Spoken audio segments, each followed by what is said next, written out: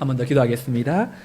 하나님 아버지, 말씀 앞에 저희를 세우시고 주의 뜻 앞에 우리를 인도해 주옵소서. 하나님의 살아있고 운동력이 있어 좌우의 날성금보다도 예리하여 홍과 영과 골수를 찔러 쪼개는 우리의 마음과 생각을 감찰하시는 주의 뜻 앞에 우리의 심령을 내어놓사오니 하나님 이 시간 말씀하여 주옵소서. 우리의 심령을 열어 주의 뜻을 분별하고 그 뜻 붙들고 살아가게 하여 주옵소서. 부족한 종을 붙들어 주시고 주의 말씀에 힘을 힘입어 전하는 자 듣는 자 모두가 하나님 앞에 귀한 말씀을 살아내는 인생 되게 하여 주옵소서. 예수님의 이름으로 기도드리옵나이다. 아멘. 할렐루야. 2월이 시작되었습니다. 춘 한파도 지나가고 따스한 이제 입춘을 맞아 있는데요. 여러분들의 삶에 또 올 한 해 여호와의 봄날의 강수가 흘러 넘치기를 소망합니다. 인터넷의 발달로 이제 누구나 SNS를 쉽게 접하고 또 하는 그러한 시대가 되었습니다. 그럼 컴퓨터에 친하지 않는 우리 어른 세대들도 이제 휴대폰, 스마트폰을 통해서 이 카톡이라는 이 매체를 통해서 자신의 이 좋아하는 사진 그리고 문구들을 이제 대문에다가 이렇게 제시하기도 하고 또 이렇게 나타내기도 하죠. 그런데 여러분 하신 분들 카톡을 보면 주로 엄홍길 대장 스타일이 많습니다. 뭐냐면 산 위에서 정상에서 이제 승리의 모습을 가지고 찍는 사진이라든지 아니면 뭐 자연들을 가지고 같이 좋은 풍경들을 나누고 싶어서 올리는 분들도 있습니다. 그리고 요즘에는 가족들 안에 가정 안에서 이제 동물을 키우는 분들이 많이 생겨나면서 이 동물들 강아지와 고양이를 사랑하는 마음으로 올리는 분들이 많이 있습니다. 또 어떤 50대 여성분들은 화초 사랑형 있습니다. 자신이 가정에서 잘 가꾼 거 정말로 이렇게 소망 없는 화초가 본인의 정성과 사랑으로 말미암아 잘 키워졌던 것을 이제 올려놓고 그걸 보면서 이제 힐링하는 분들 여기 가운데서 계시죠? 그리고 어떤 분들은 영적인 부분에 관심이 많은 분들이 계십니다. 영파라고 하죠. 이분들은 할렐루야형으로 은혜 받은 말씀 그리고 설교 통해 도전받은 문구들 그리고 감명 깊게 읽은 책들이 이 카톡에 보면 들어 있습니다. 저희 우리 청년들도 이제 카톡을 많이 하기 때문에 제가 한 분 한 분 이 전화번호를 다 저장하고 그리고 기도하는 마음으로 이 청년은 어떤 카톡을 가지고요, 어떤 배경과 무엇에 관심이 있는지를 요즘 계속 보고 있습니다. 여러분 대중매체를 통해서 서로 간의 공간과 시간을 초월하는 좋은 소통의 이 도구가 있는 것이 참 감사한 시대이지만 여러분 이것은 어디까지나 개인적인 성향이고 기호이기 때문에 정답이 없습니다. 그런데 성경 말씀은 우리에게 성도가 살아내야 될 삶의 프로필들을 굉장히 많이 제시하고 있습니다. 오늘 우리가 읽었던 마태복음 5장은 이제 산상수훈의 시작인데 5장, 6장, 7장 이 세 장에 여러분 성경을 보시면 글자 색깔이 무슨 색으로 되어 있죠? 빨간색으로 되어 있습니다. 그럼 빨간색으로 되어 있다는 것은 누가 하신 말씀이죠? 예수님이 하신 말씀이죠. 그런데 굳이 예수님의 말씀을 빨간색으로 기록해 놓은 이유는 무엇일까요? 중요하기 때문에 뭐 그렇겠지만 예수님이 하신 말씀에는 타인의 생각이 반영되거나 그리고 재론의 여지가 없는 진리의 말씀 그 자체이기 때문에 더 각인하도록 우리에게 이 성경을 만들 때에 그렇게 해놓은 것 같습니다. 예수님께서 이 땅의 왕으로 오셔서 처음 연설을 시작하는 공개 석상에서 기자회견처럼 하나님 나라에 합한 사람의 삶이 어떠해야 되는지를 오늘 마태복음 5장에서 선포하고 있습니다. 여러분 우리는 지난 한 달 동안 예수님의 제자로 변화되어지는 교회 시리즈를 통해서 부르심을 받은 교회 그리고 훈련받는 교회, 훈련받는 대로 살아가는 교회 그 부르심과 훈련과 삶이 정확하게 잘 어우러져 있는 데살로니가 교회를 살펴보면서 우리 교회 또한 나가야 될 그 청사진들을 같이 다루었습니다. 오늘부터 이제 8주간은 그렇다면 예수님의 제자로서 우리는 누구를 닮아가야 될까? 예수의 성품을 닮아가는 교회 시리즈로 팔복을 이제 다뤄보려고 합니다. 예수님의 이 성품과 인격이 이 팔복에 다 녹아져 있습니다. 바라기는 우리 교회 성도님들의 모든 삶이 예수님의 그 인격과 성품이 우리 안에도 그대로 내재되어져 체질화되어지는 은혜가 이번 2달 동안 있기를 주님의 은혜로 축원드립니다. 여러분, 팔복을 보면 놀라운 역설을 담고 있습니다. 팔복의 첫 번째 복은 이 심령이 가난한 자가 복이 있다고 말하는데, 여러분, 세상은 심령이 가난한 자를 복이 있다고 말하지 않습니다. 심령이 가난한 게 아니라 심령이 부유해야, 무엇인가 채워져야 복이 있다고 말하는데, 성경은 심령이 가난함이 천국의 부요함을 여는 열쇠라고 말하고 있습니다. 세상은 애통함이 슬픔의 극한 표현이지만 성경은 애통하는 자는 위로를 받게 될 것이라고 말하고, 그리고 세상은 온유하게 사는 자는 손해보고 그리고 빼앗길 거라고 말하지만 성경은 온유한 자가 궁극적으로 땅을 차지할 것이라고 말하고, 세상은 의에 줄이고 목마른 자는 결핍이고 불행이라고 말하지만 성경은 의에 줄이고 목마른 자가 진정한 만족을 경험하게 될 것이라고 말합니다. 이렇게 성경에서 말하는 복과 세상에서 말하는 복은 엄연한 확연한 차이가 있습니다. 여러분, 팔복은 이제 심령의 가난으로부터 시작해서 마지막은 핍박을 받는 자가 복이 있다고 말합니다. 여러분, 왜 이것이 복일까요? 우리가 예수님을 믿고 주님을 만나 성령의 거듭남을 통하여서 이제 주님의 내재된 그 성품으로 바뀌어 가다 보면 인생에 대한 복과 이 삶에 대한 시각이 바뀌게 됩니다. 그래서 하나님 안에서 내가 이 땅에서 누리는 것이 아니라 하나님 안에 진정한 은혜가 또한 바른 삶이 무엇인지를 고민하게 되어 있습니다. 저는 우리 모두가 이 팔복의 말씀을 통하여서 세상이 주는 복이 아니라 하나님이 주시는 이 영광스러운 복을 체험하고 누리기를 주님의 이름으로 소망합니다. 오늘 함께 살펴볼 첫 번째 복은 심령이 가난함입니다. 여러분, 왜 주님은 심령의 가난함이 이 복의 첫 출발이라고 말씀하고 있을까요?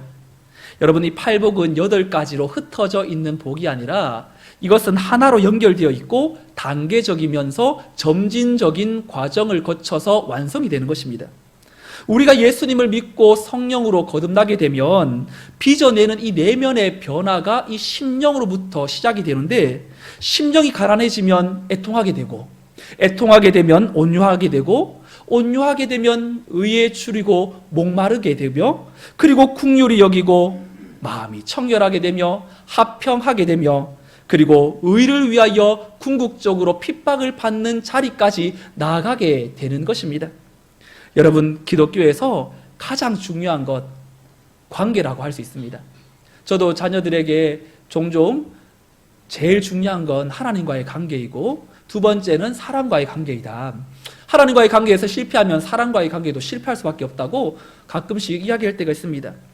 십자가를 보면 수직적인 하나님과의 그 관계를 설명하는 것이 팔복의 처음 4가지입니다.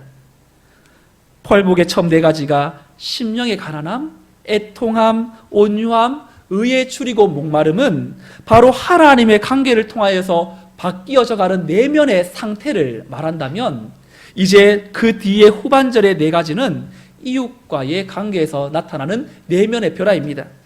긍휼히 여기는 자가 되고, 마음이 청결한 자가 되고, 합평케 하는 자가 되며, 나를 위하여 핍박하는 자를 기쁨으로 의를 위하여 박해를 받아내는 자가 되는 것. 그래서 앞에 4가지는 하나님과의 관계 속에서, 뒤에 4가지는 이 이웃과의 관계에서 나타나는 현상입니다. 근데 여러분, 이것은 서로 떨어져 있는 것이 아니라 맞물려져 있어요. 여러분, 손가락으로 이렇게 한번 해보시겠어요? 이어서 4가지가 겹쳐집니다. 첫 번째가 심령이 가난해지면 5번째 이웃을 향하여서 마음이 긍휼함을 가지게 됩니다. 그리고 2번째 이 애통하는 자가 되면 마음이 어떻게 될까요? 청결한 자가 되고, 7번째. 그리고 3번째 마음이 온유한 자가 되면 다른 이들에게 화평을 전하는 자가 되겠죠. 7번째, 6번째. 그리고 7번째 의에 줄이고 목마른 자가 되면 마지막 8번째가 의의 영광을 위하여 기꺼이 고난을 받는 그 단계로 나가게 되는 것입니다. 여러분, 그런 점에서 오늘 첫 번째 심령이 가난함은 행복함이 허락되어지는 첫 번째 관문인데 오늘 저와 여러분들이 이 첫 번째 관문에 들어섰습니다. 여러분 오늘 이 말씀 속에 이 심령의 가난함, 먼저 우리가 살펴보아야 될 것은 그러면 이 가난하다라는 이 말은 과연 어느 정도의 가난함을 말하는 것인가 생각해 보아야 합니다. 헬라어에 보면 이 가난함이라는 단어를 두 가지로 설명합니다. 하나는 이 페네스라는 단어로 설명하고 있고 또 하나는 프토코스라는 단어로 설명합니다. 전자의 페네스라는 단어는 가난하지만 자신의 힘으로 살아갈 수 있는 정도, 좀 어렵지만 그래도 굶어 죽지 않을 정도. 그런데 후자의 프토코스라는 단어는 자신의 신분을 알리기조차도 부끄러운 가난입니다. 구걸해야만 살 수 있는 가난, 오늘 일용할 양식을 위해서 참 구할 수밖에 없는 상태, 거지 같은 그 가난, 당장 도와주지 않으면 일어설 수 힘조차 없는 그런 바닥난 이 상태가 오늘 두 번째 프토코스이고 심령이 가난할 때 사용되어지는 단어입니다. 그러니 여러분, 심령이 가난하다고 할 때 이 가난은 텅 빈 상태를 말합니다. 다른 말로 하면 이제 무엇인가를 채울 수 있는 준비 상태가 되어진 그 상태입니다. 이런 점에서 마음이 가난하다는 것은 먼저 하나님 앞에 우리의 비움의 상태가 준비되어야 합니다. 여러분, 주님을 믿겠다고 새 가족이 왔습니다. 초신자입니다. 그러면 그 초신자에게 예수님 믿으면 복 받습니다라고 말하지 않고 당신은 죄인입니다라고 먼저 선포합니다. 죄인이라는 사실을 먼저 인정하는 자만이 하나님의 부유한 은혜를 공급받을 수 있는 출발점이기 때문입니다. 자신을 비워내지 않으면 하나님의 은혜를 결코 채울 수가 없습니다. 그런데 세상은 뭐라고 말합니까? 태어나면서부터 죽을 때까지 항상 채워야 한다고 말합니다. 지식을 채우고, 통장에 잔고를 채우고, 내 이력서에 넣을 경력을 채우고, 그리고 내 실력을 채우고 내 자존심을 채우라고 말합니다. 그런데 여러분, 이렇게 살아갈 때에 내면의 두 가지의 모습이 이제 공존합니다. 내가 욕망하고 원하고 채워질 것들을 다 얻게 되어진 사람들은 자랑으로 자기의 마음이 가득 차게 될 겁니다. 그런데 그렇지 못한 사람은 염려와 근심으로 가득 차게 됩니다. 그러니 이 땅의 것으로 채워지면 내 안에 자랑함이 많아지게 될 것이고 결국 하나님의 그 선하고 기뻐하고 우리에게 주시는 그 부요함이 들어올 공간이 없게 되는 것입니다. 마태복음 24장에서 주님은 다시 재림하실 때에 이 시대가 노아의 시대와 같다고 말하면서 다음 38절, 39절에서 이렇게 선포합니다. 함께 읽어보겠습니다. 시작. 홍수전에 노아가 먹고 마시고 장가들고 시집가고 있으면서 홍수가 나서 그들을 다 멸하기까지 깨닫지 못하였으니 인자의 임함도 이와 같으리라. 아멘. 예수님이 다시 오실 때 사람들은 어디에 신경이 더 많이 쓰고 있다고요? 먹고 마시고 장가들고 시집가는 일. 여러분, 이것이 잘못된 일입니까? 우리의 인생에 꼭 필요한 일이고 또 당연하게 거쳐가야 될 그 과정입니다. 그런데 성경은 이런 일이 잘못된 일이라고 말하지 않고 일시적이고 현세적인 것에 마음이 빼앗겨서 주님이 다시 오신다 해도 이들의 마음에 주님을 받아들일 수 있는 여유와 공간이 전혀 없는 것이 문제라는 것입니다. 이것이 현대인들의 문제이죠. 우리들의 마음속에 세상의 자랑과 염려로 가득 차 있어서 주님의 부르심에 응답할 공간이 우리에게 남아있지 않다는 겁니다. 그래서 주님은 우리의 심령을 먼저 점검하라고 말합니다. 과연 우리의 심령이 비어져 있는가? 지금 내가 주려고 하는 그 은혜를 받아 누릴 수 있는 상태가 지금 되어 있는가? 여전히 우리의 입술로는 문제를 말하고 우리의 환경의 어려움을 이야기하고 이제 뭔가 소망이 없는 것처럼 이야기하면서 교회에 나와서는 뭔가 은혜 받은 것처럼 가식적인 모습을 하며 은혜 받은 척하고 있다면 우리의 내면의 상태에 프토코스라는 도와주지 않으면 안 되는 하나님의 그 절박한 심령을 우리가 사모해야 된다는 것입니다. 여러분, 오해하지 마십시오. 심령이 가난하다고 해서 우리가 무소유로 살아라고 말하는 것은 아닙니다. 심령이라고 할 때 영은 스피릿이라고 하나님과 교제하는 중심, 그리고 우리 존재의 중심입니다. 그러니 우리 존재에 성령이 일하시도록 마음의 공간을 언제나 준비하라는 것입니다. 여러분, 심령이 가난해지는 것은 돈도 버리고 사람도 버리고 은둔 생활을 하는 것이 아닙니다. 제가 미국에서 유학 생활을 할 때 그 교수님이 어느 날 다음 주는 실습이라고 하시면서 저희들을 데리고 이 동부의 한 마을을 찾아갔습니다. 거기에는 수도원 모임이었어요.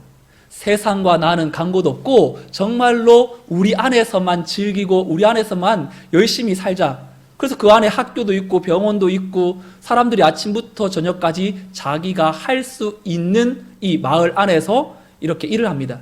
그래서 저희가 갔더니 그 사람들은 인터넷 안 합니다. 휴대폰 없어요. 그리고 이제 공산주의처럼 같이 먹고 같이 이렇게 쓰는 구조이기 때문에 저희가 전화를 하고 안에서 누구의 초청으로 왔습니다. 이렇게 전화를 받고 들어가서 그 상황을 이제 우리가 돌아보는데 저희가 한 서너 시간, 한 4시에 도착해서 한 오후 정도 마무리하는 시간에 그 사람들의 삶을 보았어요. 6시쯤 되니까 사람들 한 100여 명이 마당으로 다 모입니다. 그리고 중앙에서는 음악 소리가 퍼집니다. 그리고 이분들이 모여서 노래를, 찬양을 합니다. 그리고 찬양을 하고 나서 오늘은 특별한 날입니다. 오늘은 우리 공동체에 이 새로운 생명이 태어났습니다. 그러면서 그 생명을 맞이하는, 그래서 이제 한 명씩 쭉 돌면서 그 새로운 생명을 가진 부모님은 집안에서 아기를 들고 있고, 그리고 이제 한 100여 명의 사람들이 지나가면서 이제 축하해주는, 하나님의 축복이 맙니다. 이렇게 축복해주고 한 바퀴를 돌고 그 다음에 모여서 저녁 식사를 같이 합니다. 오늘은 특별히 뉴욕 신학교에 있는 사람들이 우리를 방문하기 위해서 왔습니다. 박수로 환영하겠습니다 하고 저희들을 소개하고, 그리고 이분들의 삶을 같이 이렇게 나누는데 참 좋아 보였어요. 근데 거기에 한국 부부가 있었습니다. 한국 부부가 와서 어떻게 이곳에 동참하게 됐냐, 자신들도 이 시대에 함께 공동체 생활하고 싶어서 왔는데 여기에서 한 3개월을 거주하면 자기네들끼리 투표를 합니다. 이분들을 맞아줄 것인지 안 맞아줄 것인지. 그래서 거의 90% 이상 합격해야 들어올 수 있는 거예요. 그러면 이분들이 신분이 불체자이든 뭐든 상관없이 해결해 줍니다. 이 공동체 안에서. 그리고 자녀가 태어나면 18세가 되면 너는 이 공동체에 남을 것인지 떠날 것인지를 결정하라고. 그러면서 이 공동체에서 사는 모습이 정말로 세상에 고민하는 것보다 함께 염려하고 함께 서로 기도하고 함께 지내는 것이 좋아 보였어요. 그런데 이 공동체를 견학하고 나오는 순간 마음 한구석에 이런 마음이 들었습니다. 여기선 천국인데 정말로 하나님은 세상 끝날까지 증인이 되라고 하셨는데 여기가 좋아서 여기에 있다 보면 정말 하나님이 주시는 그 사명도 있고 살아갈 수밖에 없겠구나. 우리의 삶에 참으로 하나님은 이 현실을 결코 외면치 말라고 하시는데 참 좋은데 그래도 해야 할 세상으로 우리가 나가는 것이 더 성경적이겠구나라는 마음을 가지고 돌아왔습니다. 여러분, 세상 속에서 최선을 다하며 현실을 살아내되 성경에 가르치는 원칙, 그런즉 너희가 먹든지 마시든지 무엇을 하든지 다 하나님의 영광을 위하여 하라. 그 하나님의 그 가치를 우리가 붙들고 살아갈 때만이 내 마음이 세상의 것으로 장악되지 않고 주님의 뜻과 하나님의 영광이라는 표대를 향하여 나아가게 되는 줄로 믿습니다. 그렇다면 심령이 가난한 자는 도대체 어떤 사람인가? 외부의 도움이 없이도 살아갈 수 있는 상태의 가난이라고 했기 때문에 심령이 가난한 자는 하나님을 만나지 못하는 것이 제일 큰 고통인 사람. 하나님을 만나면 이 모든 고통이 끊어지고 풀려질 것이라는 것을 알기 때문에 지나칠 정도로 하나님을 만나기를 사모하는 사람, 그 사람이 심령이 가난한 사람이겠죠. 하나님의 도움 없이는 절대 살아갈 수 없는 무력한 인생이라는 고백을 가진 자, 바로 심령이 가난한 자입니다. 여러분, 누가복음 16장에 보면 부자와 거지 나사로가 등장합니다. 이것은 예수님이 들려주는 비유입니다. 그런데 부자는 여러분 어떻게 살죠? 자색 옷을 입고 고운 베옷을 입고 날마다 호화로이 연락하면서 지냈습니다. 그런데 이에 반면에 거지 나사로는 어떻게 지냅니까? 헌대를 앓고 부자의 대문에 누워서 부스러기나 먹으면서 그것으로 자신의 그 배를 채우면서 살아가는 서글픔이 그지없는 인생이었습니다. 근데 성경은 동시에 이 두 사람이 죽었고 한 사람은 천국에, 한 사람은 지옥에 갔다고 말합니다. 여러분, 부자는 왜 지옥에 가고 나사로는 왜 천국에 갔을까요? 부자는 아마도 예수님을 믿지 않았고 자신의 탐욕대로 살았기 때문에 지옥 갔다고 우리가 생각할 수 있겠죠. 그런데 여러분, 거지 나사로는 뭘 잘했다고 천국에 가서 아브라함의 품에 안깁니까? 성경은 나사로가 예수님 믿었다라는 말이 없습니다. 그런데 힌트가 있습니다. 예수님께서 비유로 등장시키는 인물 중에 이름이 거론되는 사람은 나사로밖에 없습니다. 그런데 나사로의 이름의 뜻은 하나님이 나의 도움이시다라는 뜻입니다. 여러분, 결국 이 비유를 통해서 예수님이 들려주고자 하는 그 교훈은 무엇입니까?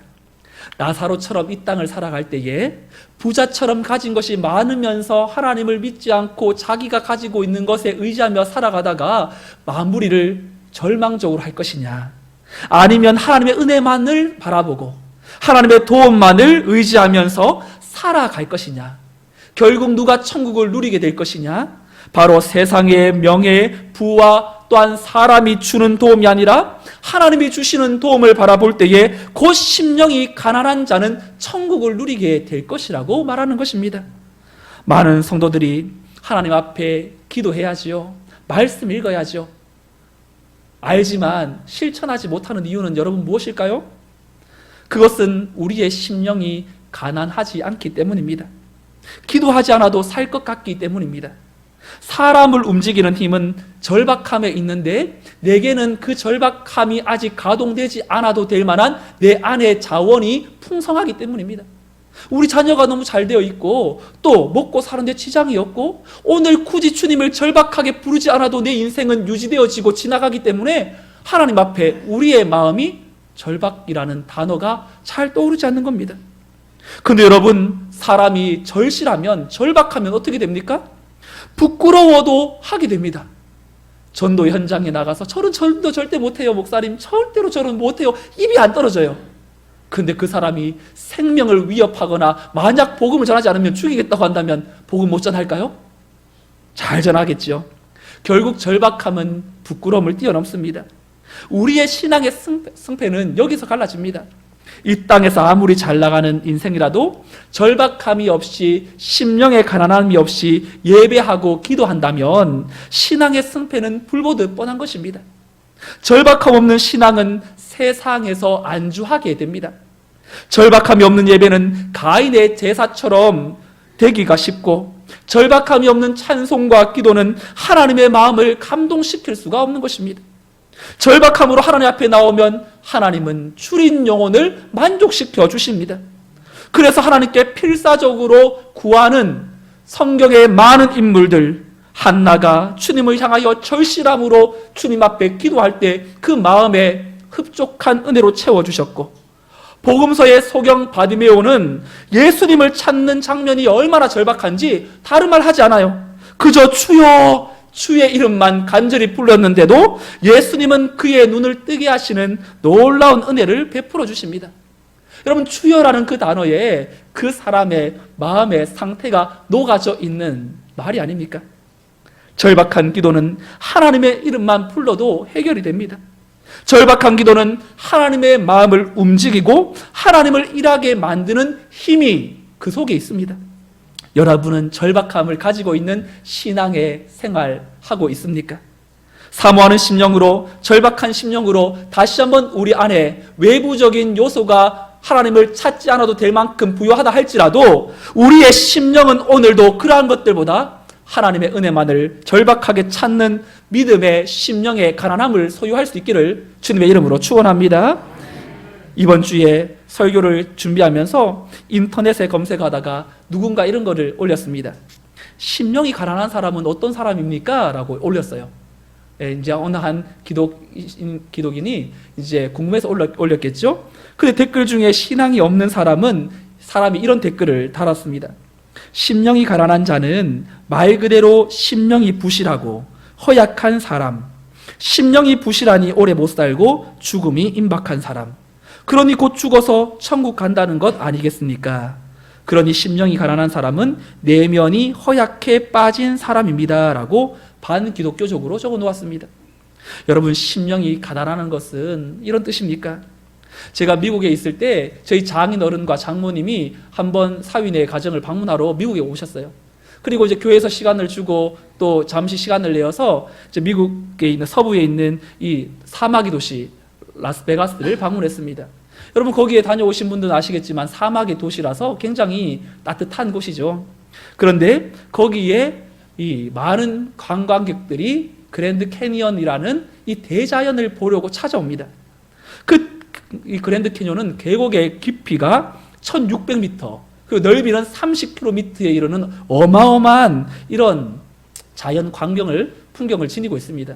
근데 거기에 수많은 인종들이 모여서 그 현장을 구경하면서 나오는 말 한마디는 딱 한마디, 만국 공통어입니다. 마치 창세기의 바벨탑 사건이 나타나기 전에 뭔가 그 시대를 경험할 수 있는 와우 하면서 이 놀라는 감탄사 한마디를 펼칩니다.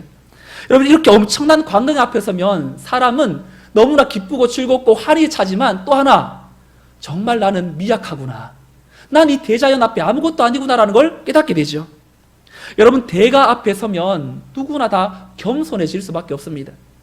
마찬가지로 인생의 대가이신 하나님 앞에 설 때에 내가 가진 지혜와 도덕성이 얼마나 무력한가를 깨닫게 됩니다. 하나님의 지혜 앞에 서면 나의 무지함이 드러나게 되고, 하나님의 능력 앞에 서면 나의 무능함이 드러나게 되고, 그분의 영광과 빛 앞에 내 안에 이기적인 성품과 죄악을 발견하게 되어 어찌할 수 없는 그 심령을 가지게 됩니다. 오늘 주일날 우리가 이 자리에 나오는 이유는 저 목사 얼마나 설교 잘하는지 보자라는 마음이 아니라, 오늘도 그분의 그 말씀 앞에 내가 딴 길로 가고 있었던 내 삶을 돌이켜 하나님의 말씀으로 돌이켜 주의 뜻을 이루고 다시금 내 안에 심령의 가난함을 회복하기 위해서 이 자리에 오는 것 아닙니까? 오늘 우리의 삶의 하루를 살더라도 하나님의 은혜를 구하며 날마다 목마름으로 주님의 임재 앞에 들어가 주님의 얼굴을 구하는 인생 되기를 주님의 이름으로 축복합니다. 심령이 가난한 사람은 하나님 앞에서 자신의 겸손함을 확인하기 때문에 말 하나, 행동 하나 다른 이들을 나보다 낮게 여깁니다. 하나님 앞에 자신의 존재를 확인했기 때문에 다른 이들을 결코 무시하거나 비난하지 않습니다. 도리어 겸손함으로 섬깁니다. 그런 사람에게 하나님의 나라가 열리기 시작합니다. 마치 세리가 가슴을 치며 하늘을 우러러보지 못하고 주여 나는 죄인이로소이다 라는 그 한마디에 예수님이 인정하는 기도. 하지만 바리새인은 자신이 잘났다고 길가에 서서 하늘을 향해 손을 들고 금식하며 구제하는 자신을 떳떳하게 내세우는 모습은 사람에게는 인정받을지 몰라도 하나님께서는 인정하지 않는 회칠한 무덤이라고 도리어 그의 상태를 지적하시는 것을 보지 않습니까? 오늘 주님이 약속하신 것이 무엇입니까? 심령이 가난하면, 절박함으로 주님을 찾게 되면 누리게 되는 은혜가 5장 3절에 심령이 가난한 자는 복이 있나니 천국이 저희의 것임이요. 여러분, 천국이 저희 것이라는 것은 죽음 이후에 내세에 가야 할 천국만 말하는 것이 아닙니다. 예수님이 이 땅에 오셔서 세례 요한이 이 땅에 와서 선포한 말이 있습니다. 회개하라, 천국이 가까이 왔느니라. 여러분, 회개하면 천국에 간다가 아니라 회개하라, 천국이 가까이 왔느니라. 엄밀히 원어 성경으로 본다면 이미 천국이 임하였다고 기록되어 있습니다. 회개하고 가난함으로 목마름으로 하나님 앞에 나아오는 인생 위에 하나님의 나라를 경험하는 그 은혜가 허락될 것이라고 주님은 약속하십니다. 여러분, 그러면 천국이 임하면 여러분, 우리는 어떤 일이 일어날까요? 어떤 삶을 사는 것이 천국이 임하는 삶일까요? 로마서 14장 17절 말씀 함께 읽겠습니다. 시작. 하나님의 나라는 먹는 것과 마시는 것이 아니요 오직 성령 안에 있는 의와 평강과 희락이라. 아멘. 저는 오늘날 심령이 가난한 성도로 천국을 우리에게 허락하신다라는 그 하나님의 뜻이 저는 이 말씀을 묵상하면서 느껴지게 되었습니다. 하나님의 나라의 실제는 이 세 가지에 있다고 생각합니다. 예수 그리스도로 말미암아 죄를 멀리하고 자신을 말씀으로 세워가려고 하는 그러한 의로운 상태, 죄로 단절된 인생을 연결시켜 주신 그리스도로 말미암아 다른 이들과 불화가 없는 평강의 상태, 세상은 이해할 수 없으나 성령께서 선한 마음을 부어주사 어떠한 상황에도 기뻐할 수 있는 희락. 여러분, 이 의로움과 평강과 희락을 가지고 있다면 저는 그 성도의 삶은 천국의 삶이라고 확신합니다. 여러분, 에릭 식톤 컴플렉스라고 혹시 들어보셨나요? 한번 화면 보여주실까요? 그리스 로마 신화에 나오는 이 왕의 이름이 에릭 식톤이라는 사람입니다. 엄청난 교만한 왕이었습니다. 뭐든지 마음만 먹으면 다 자기 것으로 만들려고 했던 강렬한 욕망의 소유자였습니다. 그런데 어느 날 이 사람은 농업의 여신이었던 데메테르의 성스러운 떡갈나무를 보았습니다. 저 나무를 내가 찍어서 나를 위한 연회장으로 만들어야 되겠다.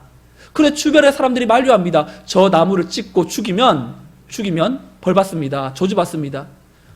당당하기 그지없었던 사람은 뭐가 무섭냐 그것이. 나는 저 나무를 찍어서 나를 위한 연회장을 만들겠다. 그리고 이 도끼로 그 나무를 찍어 죽게 만듭니다. 그런데 그때 농업의 여신이었던 데메테르의 이 저주를 받습니다. 여러분, 이 저주가 어떤 저주였냐면 먹어도 배고픔이 끊어지지 않는 걸식증에 걸립니다. 아무리 먹어도 여러분 배고프다면 어떻게 하겠습니까? 얼마나 고통스럽겠습니까? 자신이 이것저것 먹어도 그 허기를 채우기가 어려워 자신의 전 재산을 다 팔아서 먹을 것을 찾고 닥치는 대로 먹습니다. 그런데도 허기를 이길 수 없어서 자신의 외동딸까지도 노예로 팔아서 자기의 먹을 것으로 삼습니다. 그리고 결국 그것으로도 모자라 그는 자신의 팔다리를 뜯어 삼키고 온몸을 뜯어 먹고 나중에는 이빨만 남은 채 처참하게 죽어간 왕의 이야기가 이 그리스 로마 신화의 이야기에 나오고 이것을 본따서 에릭 식톤 컴플렉스라고 명명합니다. 오늘날 사회학자가 현대인들의 증상을 에릭 식톤 컴플렉스에 걸렸다고 말합니다. 현대 자본주의 사회에서 무언가를 소유해도 채워지지 않는 인간의 갈망을 말합니다. 우리나라는 산업화가 되었고 민주화가 되었고 이제 끊임없이 국민소득이 올라가고 처음에는 1만 불, 2만 불, 3만 불, 지금은 4만 불의 시대를 바라보고 있습니다.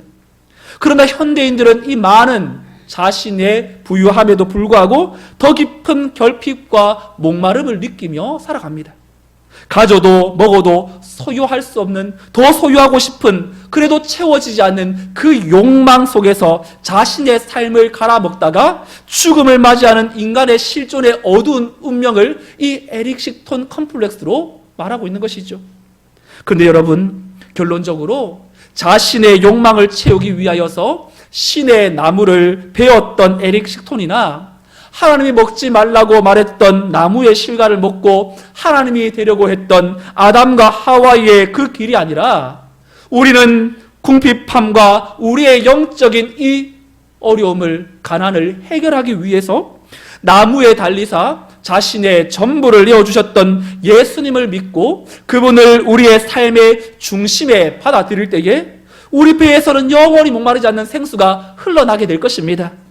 우리 안에 솟아나 이 세상의 어떤 것으로도 비교할 수 없는 진정한 만족을 우리가 주님으로부터 받아야 되는 것이죠.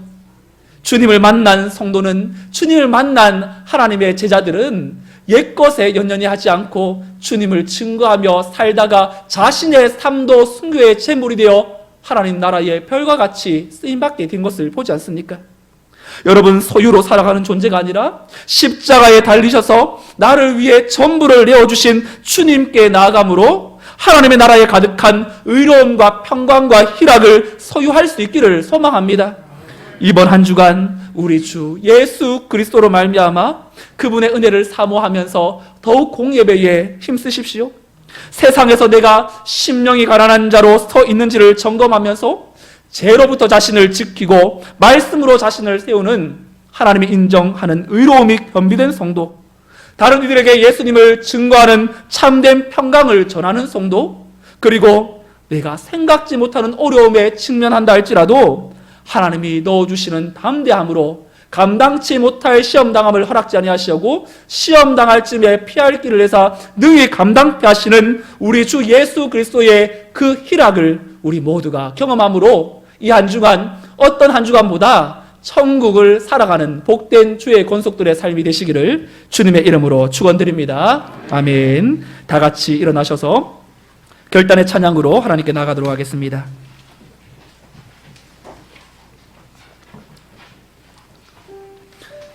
우리가 가지고 있었던 모든 주인 되는 것들을 내려놓고 예수님을 주인 삼아 나가기를 원합니다.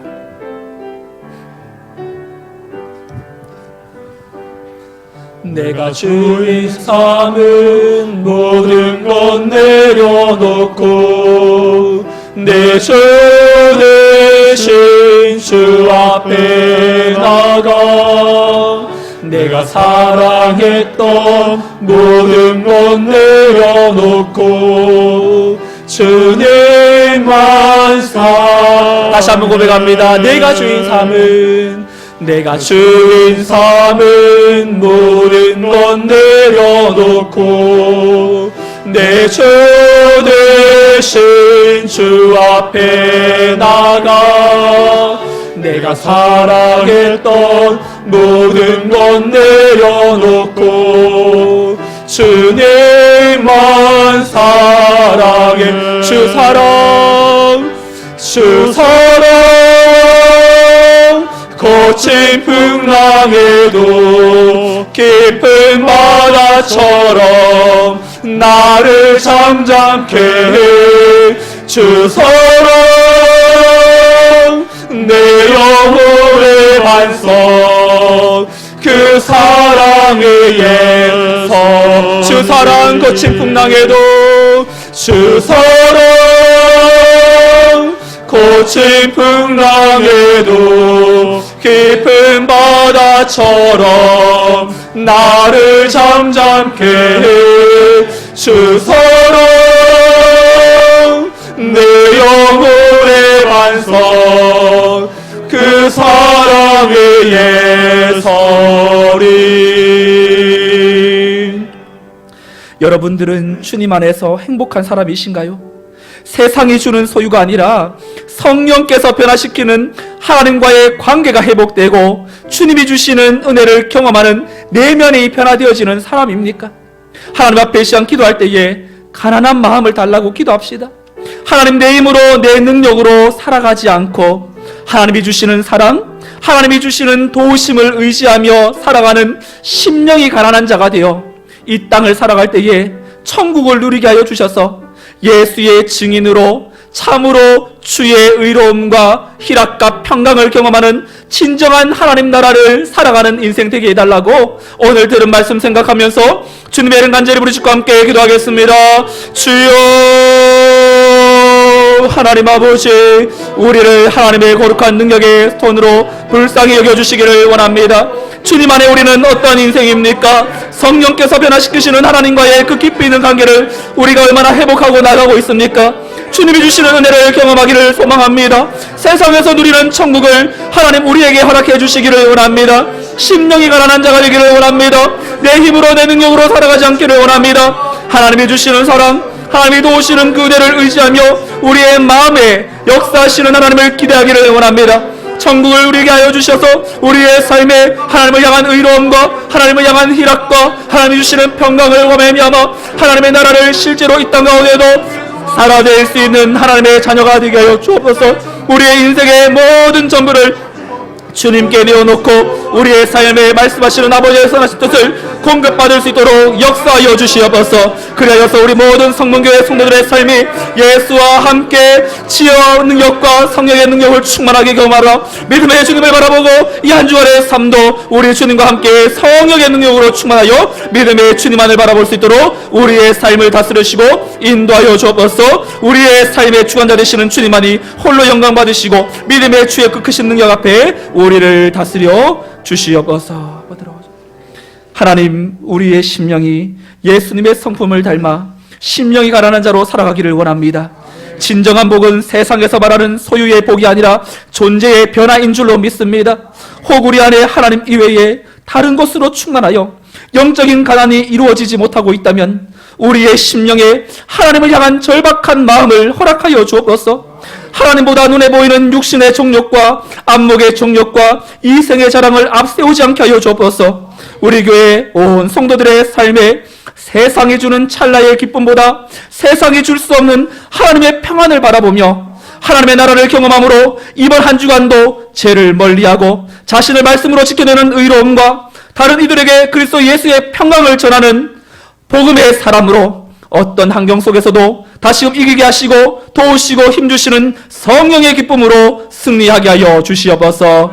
이 모든 말씀 우리 주 예수 그리스도의 이름으로 기도하오며 이제는 우리 주 예수 그리스도의 은혜와 하나님의 크신 사랑과 성령의 위로 교통 충만 역사하심이 심령이 가난하여 이 땅의 것에 연연해하지 않고 의로움과 평강과 희락을 경험함으로 하나님의 나라를 체험하기를 원하는 우리 모든 성문교회 성도들의 삶과 가정 위에 자녀와 생업 위에 우리 교회와 이 나라와 민족 세계 열방에 복음을 들고 나가 있는 모든 선교사들의 삶 위에 이제로부터 영원토록 함께 있을지어다. 아멘.